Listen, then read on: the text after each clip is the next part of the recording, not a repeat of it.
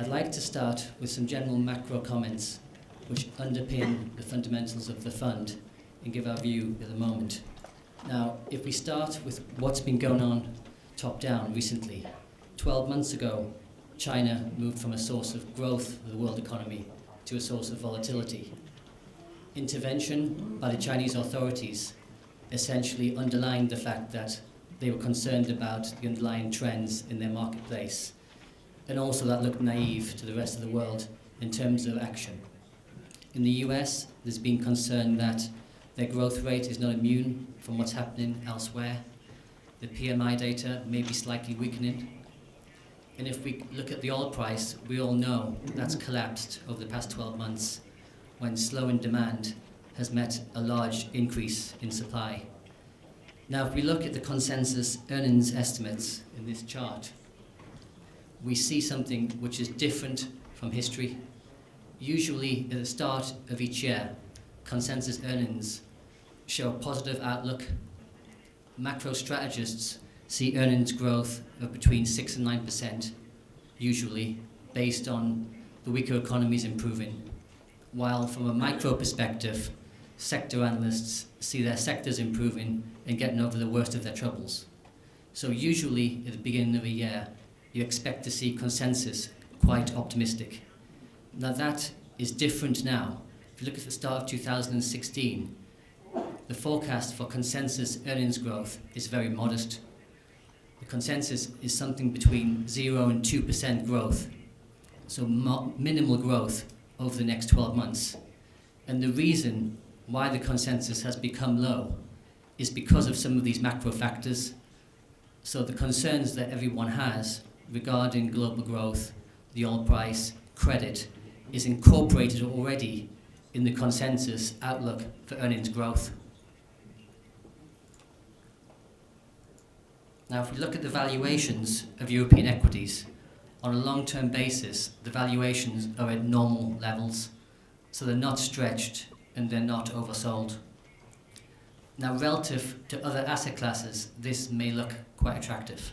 So relative to a very highly rated bond market and a very highly rated real estate market, equities do not look stretched. Another way of putting the case would be to look at the dividend yield.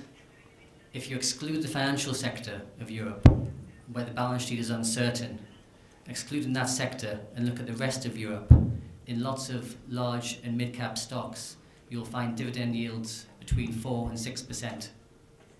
So that again underlines the point that essentially valuations are not stretched, and the valuations of the equities also reflect some of the concerns. So the negative case, which everyone can rehearse, is partially understood in both the consensus earnings and the valuation multiples of the European universe.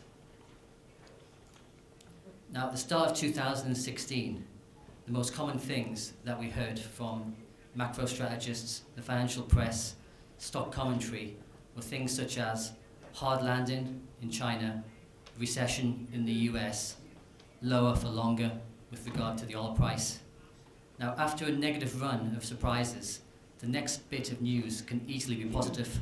So if the consensus becomes so negative, then this scenario can easily be surprised by a change slightly or stabilization of the data set.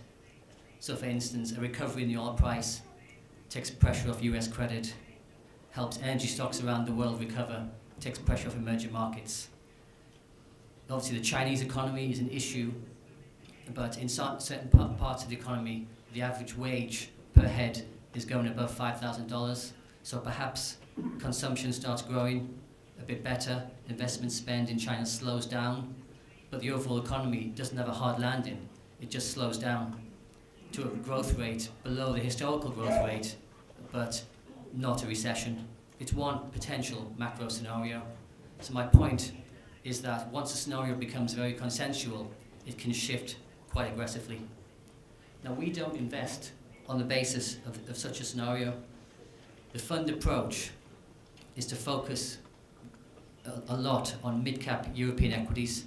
So we look for companies which are not well owned and well understood by the market. Perhaps something's gone wrong in the past, and that could be an acquisition which the market considered expensive. It could be a failed growth opportunity, or it could be that the information from the company has been quiet for a while.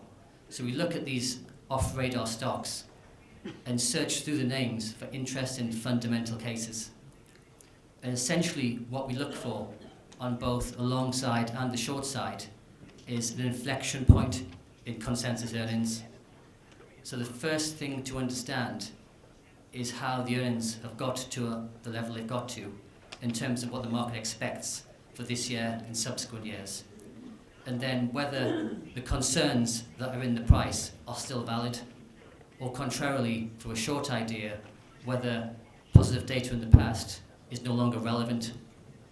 So to give an example of that, a stock example, Novozymes in Denmark is a very high quality industrial company. It manufactures specialty enzymes which go into the detergents market, which basically go into make washing powders. The company's had an excellent growth record. The detergents market only grows at 1 to 3% globally, while Novozymes is growing between 5 and 8% over the past decade. This has resulted in two things: high consensus earnings going forward because investors trust the company, and also a high valuation multiple. Now, having discussions with the company at the end of last year, we considered that the consensus estimates were too optimistic because the drivers of growth were starting to weaken. The penetration of enzymes in detergents was reaching a level of maturity. It would still grow, but less than it had in the past.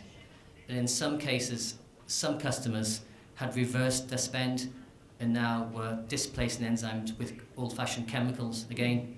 So both those reasons made us think that the consensus numbers for midterm revenue growth were too optimistic. And as I said, the valuation, because of past successes, is also high. That would be a candidate for a short in our mind. A long idea would be something such as Gemalto in France. So Gemalto is a technology company which makes encryption technology for SIMs, e-passports, machine-to-machine interaction.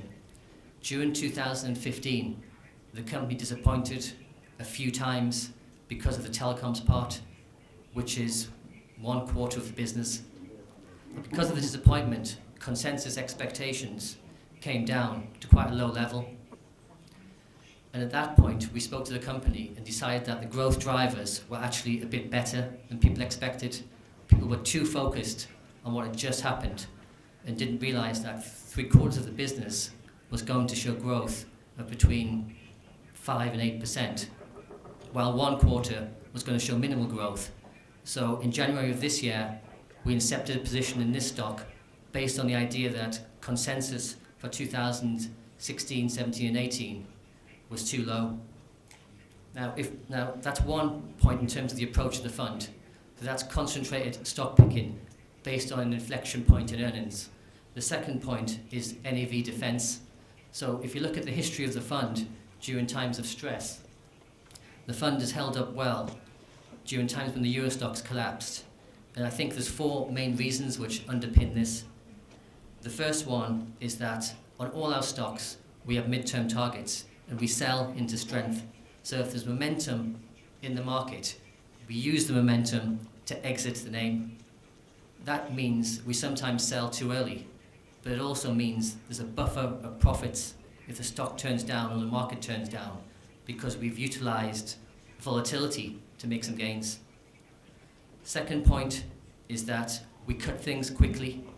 If I have a meeting with any of the names I follow and I hear something I don't like or it contradicts one of my assumptions, the stock gets removed from the portfolio as quickly as possible. If some information comes out at any time which contradicts our fundamental case, the stock gets removed as quickly as possible. And then later on, I might review the investment idea and go back to it. But in the first instance, we remove things which are going wrong. They don't linger in the portfolio. Third point is that we track sentiment. If we think sentiment is too optimistic, then we'll buy out of the money puts and also position the fund in a more defensive stance. When volatility rises, we'll then try to remove the puts from the portfolio and have a slightly more positive stance. But when the market's going well and consensus is positive and there's no macro worries and volatility is low, that's the time we buy out the money puts on the market to protect against downside. And finally, we shrink the gross exposure at certain times if we think that the strategy is not working for whatever reason. For instance, in the middle of 2011, we shrunk the gross exposure and that defended the NAV. So those 4 reasons essentially underpin why the downside is relatively controlled during extreme pressure in the market. In terms of the winners from last year, the winners came from different sectors, different industries, no themes at work. So no theme related to a strong dollar or weakening oil price or slow down in emerging markets.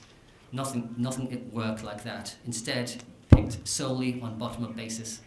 So Just Eat, a growth case in the UK, an app for food delivery. We considered that estimates were too low, that the growth rate would be higher for longer than people expected. And that proved to be correct during the year. Rheinmetall, completely different, a defence and automotive business, half automotive, half defence. During the second half of 2014, a series of negative news flow hit the stock in the defence part. So they had cost overruns in some of their production facilities. They lost some contracts, they got fined in some emerging markets, and also the German government became more cautious on defence exports. All of these things hitting the stock at the same time essentially dented expectations and meant that consensus estimates for 2016, 17, 18 came down to very low levels. Or another way of saying it, the valuation of defence was wiped out of the market cap by the end of 2014. So then we spoke to the company, realised that the defence would be fixed and would start improving. And so that was a good value recovery case. Technicolor is a media company in France, and it's a blend of the two. It's got one division which is specialised on visual effects, which essentially creates the effects which you see in movies, which is a growth industry, and one business in set-top boxes, which is more of a restructuring case. Again, at the start of 2015, we considered consensus expectations to be too cautious based on the restructuring measures the CEO was putting in place. And then, following the performance, we reviewed the case at the start of 2016 and considered that consensus was high enough, and so we halved the position in January of this year. And then we subsequently rebought following the decline in the market. We've also taken profits in the Rheinmetall and the Just Eat. So for this year, I've mentioned some names, again, in different industries, different sectors, which I think bottom up my interest in stocks. Dialog Semiconductor is a technology company. It manufactures performance chips for power management.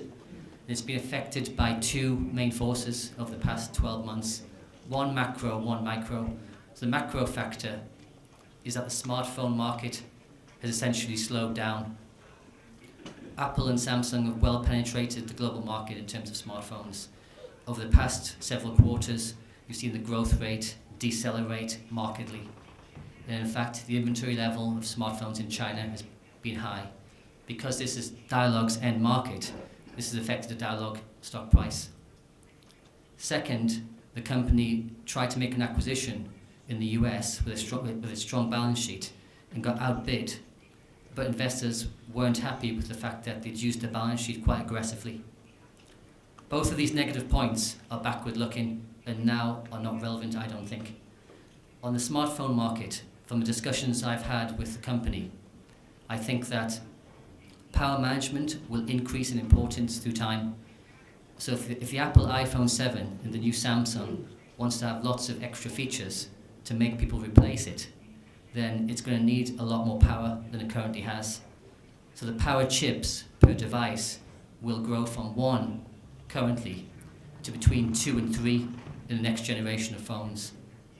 So that should mean, even in a flat smartphone environment, that Dialog shows good revenue growth based on an increased number of chips per device. Second, in terms of the balance sheet issue and the failed acquisition, that also has gone from a negative point to, I think, a positive point for two reasons. The first is that the management are now aware that the market doesn't want them to buy anything highly valued. And second, they're now focused on share buybacks and smaller acquisitions. So the fact that the acquisition almost went wrong destroyed the market cap and led to a 40% fall in the share price. But those reasons have now been learnt by the management, and I think they're no longer valid. So in terms of consensus estimates, I think they're fair for 2016 and then too low for 2017 and 18. The stock is cheap on a PE multiple because of what's previously happened to it. So it's derated from a high teens multiple to about 12 times earnings with a very strong balance sheet. And now I think there's good upside based on delivery of their strategy. So this is a good example of a stock where the current valuation discounts what's just happened, and where I think there's a clear inflection point to the upside in this case in earnings, but the market still has lingering concerns about issues which I think are no longer relevant. In this kind of example, you can get a lot of alpha performance if the market recovers, and if the stock delivers on its estimates, then there's a lot of potential upside. Corion basically owns healthcare facilities in France and Germany, so it owns old age people's homes in these marketplaces. The growth rate's good because of general demographic factors, but the previous management made some mistakes in Germany. They overexpanded and they didn't integrate things properly, and so they've been fired at the end of 2015, along with a profit warning. And the new management essentially are there to improve the functioning of the German operations. The stock's derated quite heavily, given the quality of the company it is, because of internal issues, which again, I now think are not so relevant. I think the internal issues will be fixed by the current management, and the stock will gradually re-rate towards a multiple which is more suited to a defensive, high-quality, cash-generative business. And then Sonova in Switzerland is a leading manufacturer of hearing aids and hearing implants. The hearing aids are sold to older people. The average age of a buyer is 69, and the hearing implants for children who are deaf. Historically, it's had a very good track record of organic growth. The marketplace grows at 3 or 4%. Sonova has grown market share by between 0.5% and 1% each year for the past decade. So it now has a 27% market share of hearing aids. These are high-priced goods, little price sensitivity. People pay out of their pocket, and there's continuously increasing demand. Over the past 12 months, there's been a couple of small negative issues which have impacted the price. The first one is that the implants market has slowed down. And the second one is that Sonova's investment in retail, in shops for hearing instruments, has been questioned, and that stopped the margin improvement which they promised. So I met the company in Zurich about 6 weeks ago, and I know them well. I've met them maybe 10 times in the past 6 years. And I now think that in this stock as well, we're at an inflection point in earnings. Because of these modest disappointments of the past 12 months, the consensus estimates for 2017 and 18 have gone below the management's guidance. But I think there's a good chance that the implant market accelerates and that the margin improvement case starts to come through clearly in 2016 and 17. And that provides between 5 and 10% upside to midterm consensus earnings, which is reasonably substantial for a high-quality growth company. So that gives an example of the type of names we focus on. As I mentioned, there's no themes at work. There's no correlation with oil prices. There's no link to the euro-dollar. These things may have modest impacts, but what we're focused on is meeting a lot of companies on a weekly basis and looking for the stocks that we believe have got a clear inflection point in their earnings case, and where that inflection is driven by things that are under their control rather than a macro factor. So in these examples, all of the inflections in the earnings are driven by specific change within the company. So it's not a bet on a re-acceleration in Chinese growth or an oil price at $60. That may happen, and some of these factors may be beneficial, but they're secondary. The primary focus is the micro-specific data, and that's what we intend to drive the returns of the fund from.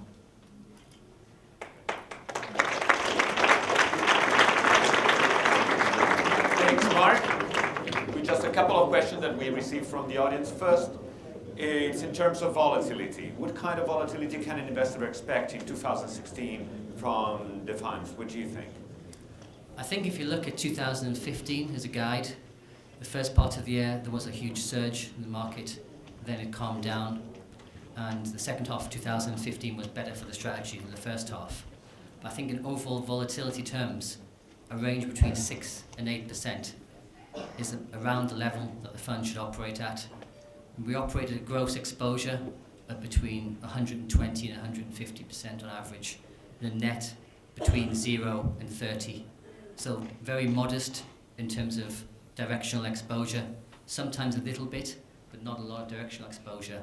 More stock-specific exposure, and with 35, 40 long names, 15, 20 short names across different sectors of different sizes, I'd expect 6 to 7% volatility. And the second question is, do you see any opportunity in Italy? We haven't seen any Italian names in your picks. I'm open-minded about which countries and stocks I look at. I go to conferences around Europe looking at different names. I haven't been to Milan looking at companies for a while, but that could happen in the summer. There's a conference happening. So the portfolio can change based on opportunity. So at the moment it looks quite French, but it's not because of a love of France, although I do like France. It's more because bottom up, we found lots of interest in names there, but the allocation can shift: France, Germany, Italy, Scandinavia, even the UK sometimes, if we find opportunities there. So it's opportunity driven. All right, take your time to spend a little bit more in Italy. Thank you, Mark. Thank you.